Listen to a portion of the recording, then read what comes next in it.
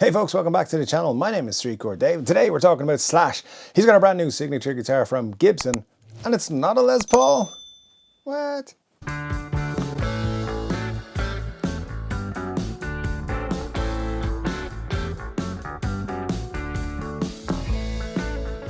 Hey folks, yes I am Relic'd Dave, and today Slash has a brand new signature from Gibson, and I've been telling you this was going to happen. It's not a Les Paul. So let's talk about that and all the ramifications and how you get your hands on one if you want to. Before we do any of that, please hit the like and the subscribe button. If you hit the subscribe button, it's down here somewhere, you become a better person, and I like you. So good job. We do a live stream here on this channel every Saturday night. It's 10 p.m. Irish time. You can pop along whatever time it is in the world where you come from. Hit the notification bell if you don't want to look up what time it is, and it'll tell you when we go live. And there's a lot of cool people that come. You can come and talk to them, and I'll be there too. We talk about music and guitars and all kinds of things. So make sure you drop us a like and a notification and all that sort of stuff. Anyways, let's talk about Slash and Gibson and not Les Pauls. It's weird in itself, but we do have a Slash ES 335 signature edition. Yeah, I said that. That's real. That's a thing now. Slash, of course, best known for playing a Les Paul, and in fact, if it wasn't for Slash, there might not be a Gibson. There might not be a Gibson Garage. There might not be new Les Pauls, because basically in the mid to late 80s, Gibson wasn't doing so well. They had just been sold by Norland to the Henry J Consortium, whatever was going on there. And yeah, they weren't doing so well. Their experimental phase was not going well. they were losing out to all kinds of other guitars that were coming up at the time, you know. And then Slash, Guns N' Roses came out with Appetite for Destruction, the greatest debut album of all time, in my very correct opinion. And everyone wanted to sound like Slash. You wondered, how do I play this song? How do I replicate that sound? And that sound was a Les Paul with a Marshall, pretty much. There was other guitars on that record too, but that's what people were after, especially when they saw Slash. So basically that's how Slash Saved Gibson came along, because, oh wait, I need to say, there's somebody after putting a comment in that says, but it wasn't a Gibson Les Paul, it was a Chris Derrick Les Paul, blah, blah, blah, blah, blah. Which, by the way, spot on impression of how that person sounds. Yeah, everyone knows that story. It was a Chris Derrick Les Paul, all that sort of stuff. We know. He also had Gibson Les Pauls in his repertoire at that point. He was sent some, he purchased some factory seconds at cost price. Anyways, a whole story in that, but we won't go into it for now.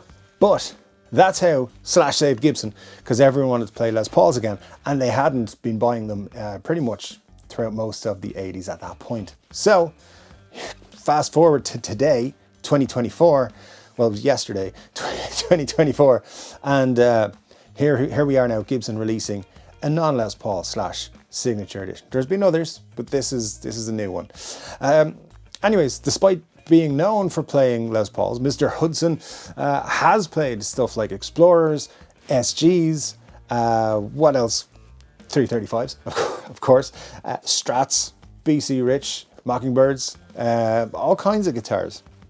If you go see Slash live, as I did in March, he does play Les Pauls for like 80% of the show, but he also brings out Guild guitar, he brings out BC Rich, of course, he brings out an Explorer, Flying V's, all kinds of things are out there with him. So he definitely isn't limited to just a Les Paul player, but people do associate him, of course, with Les Paul. But Slash is also a big guitar collector. They have a book, which is you can see it here, the collection Slash, and it was quite expensive as a book, as books go, and it was part of the package for this guitar, which I'm quite upset about, but we'll talk about that in a bit. Yeah, hundreds of guitars in his collection, very cool stuff as well, not just limited to Les Pauls. So those people out there saying, but he doesn't play anything other than Les Pauls, he does, it's in that book. And I know there's a Les Paul on the cover, but there's other in between the cover, trust me. Anyways, Slash is about to release a blues album. It's called The Orgy of the Damned. Most blues title, not a metal album, a blues album, The Orgy of the Damned. And Gibson have officially released now Slash's first ES 335 signature. This is what it says on their website. So you can pretty much guarantee there will be more Slash ES335s at some point, signature models. And we'll talk about more about that towards the end of the video. But yeah, they've officially said this is his first one. You can read into that whatever you want. Before I tell you too much about the guitar, which I'm going to in just a second, the specs and all that, just take a second to say, if you want to support the channel and if it's your first time here, whatever, you want to just check out what else is going on around this channel, you can check out the links in the description. There's t-shirts and all that sort of stuff like most YouTube channels have these days. There's a Patreon and you can join the membership on the channel. Both of those things pretty much do the same thing. You can, if you do that, get all these videos at least 24 hours early and you know, all sorts of stuff. On Patreon there's loads of exclusive content that we've been putting up there for a year or so, and more to come eventually when I get back to it. So anyways, this guitar, the Slash ES335, is a Murphy Lab light aged 1963 ES335. It's basically a replica of Slash's own guitar that he has played on this album, this blues album. It's got a Bigsby B7, a custom made plaque. You know, they put that on the thing there, and those look cool. I don't know if I had a 335, I would want a custom made plaque on it. They just look cool. It's got a pair of unpotted custom Booker pickups with Alnico 2 magnets, which is the significant standout there really. A slim taper neck with Indian rosewood on the fretboard and authentic medium jumbo frets. Yeah, they really did say authentic, and I know we should leave that behind and so just not bring it up all the time whenever the word authentic is used, but it's funny that they really shouldn't ever use the word authentic ever again for any reason, even if they're talking about the most authentic thing that's ever been authentic. They should never use it, but that's just how it goes. Anyways, let's talk about pricing. We are looking at $15,000 for this guitar. It's exclusively available at the Gibson Garage, and only 50 of them are going to be made. You also get a signed copy of Slash's new blues album, The Orgy of the Damned, I presume signed by the rest of the band, not just Slash. You get a copy of this book, Slash, the collection, the coffee table book, they say, signed by Slash, which is a bit disappointing because as someone who bought this because it was a signed first edition of the book, I didn't think they'd do this to me and destroy the value of my collectible, but they did. So Cesar, you owe me $300, and I mean dollars, not books. A COA, yeah, you get a certificate of authenticity, which I mean, if you're spending 15 grand on a Gibson, you want a COA, so that's good.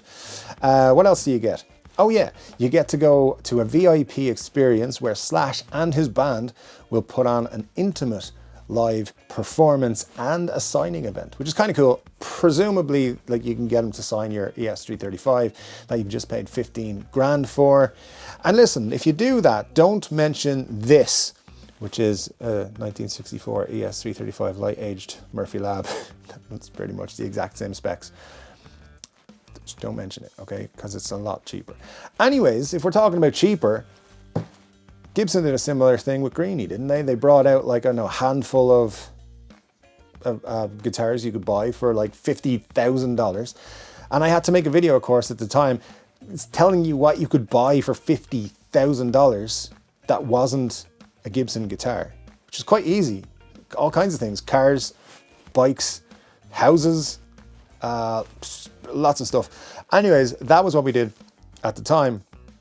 But a $50,000 guitar, they've come down to $15,000 for this one. They don't fly you to Nashville, and they don't put you up in a hotel for one night, and they don't give you dinner.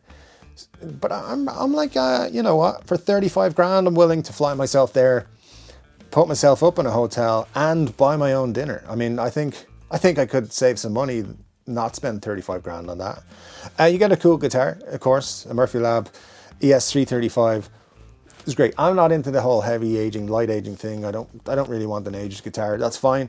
But this is a Slash signature model that only 50 of these will exist. So clearly all the dentists and solicitors and lawyers and all are going to be super happy with their new guitars. But I think it's pretty cool. Clearly we're going to get some more Slash ES335s over the next year or so. Probably in the next 2 to 3 months we will see a USA version, around about $3,500 to $4,000. And I think we're going to see an inspired by Gibson custom Epiphone release of this same signature guitar, and we will be talking somewhere between $1,600 and $1,800 for that, I think, as well. Probably won't see that until next year though, but it's an interesting step away.